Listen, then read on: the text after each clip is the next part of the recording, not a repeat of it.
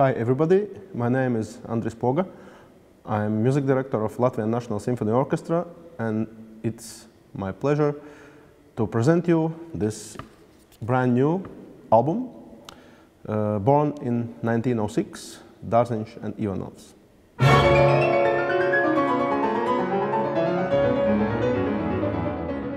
Ivanovs Symphony number 20, his last completed symphonic composition, was in my focus for a couple of years, and I was trying to understand, I was trying to figure out what to do together with this music, how to present it, what would be the best way to record it, which piece, which composer. And then the idea to put together two composers, both born on 1906, both graduated to the same composition class by Jānis Ivanovs at Latvian Conservatory, but at the same time very different characters. Some similarities, both were seeking for Latvian spirit in the music in very different ways. Dārziņš, for instance, he was, as we can see and we can hear, was deeply inspired by Scriabin, by Bartók maybe, even some Impressionism like Ravel or Debussy on the one hand. And on the other, he tried to put away all these inspirations and to get really what is about Latvian sound. Ivanovs, I think if you want to find an essence of his music, of his style, and of his sound, then you quickly realize that this is all about the nature.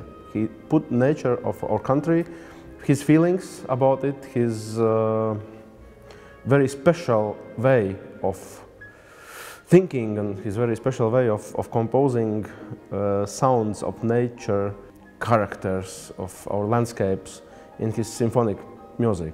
And I think these two very different backgrounds put together make sense to see the variety, possible variety of Latvian symfonism.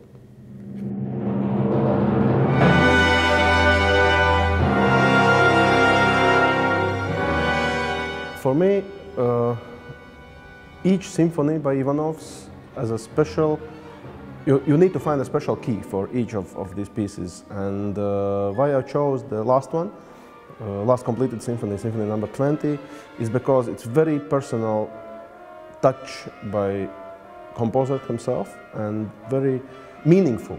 You know, this music is never decorative, this music is never empty. It's not only about colors of the orchestra or certain virtuoso style, let's say, of playing the instrument. It's always something about, the music is really pregnant of ideas. Many musicologists and many his followers and many colleagues count this symphony as a, his requiem maybe, his very last, most significant composition. And to me, it's really very exciting to touch this kind of art.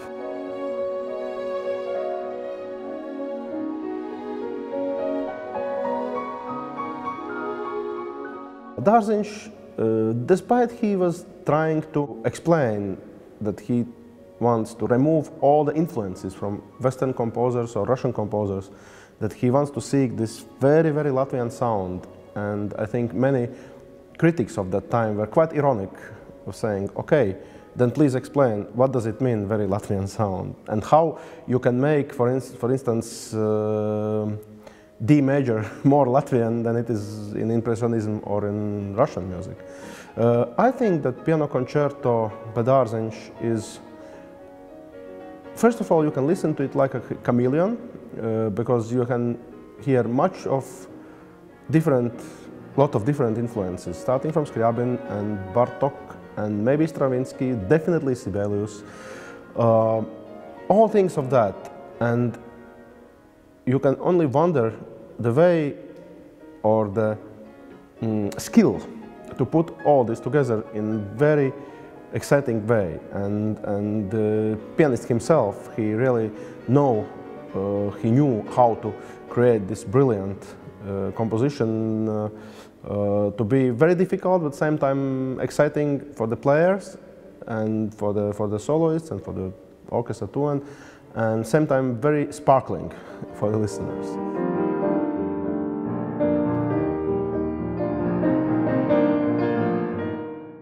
If we really think about how to compare these two personalities, both foreign-born, by the way, both they were born in Russia, both Dārziņš and Ivanovs, and raised in 20s and 30s in newly created Latvia state with sense of identity, very different backgrounds, same compositional school with same professor, or legendary Jānis Ivanovs,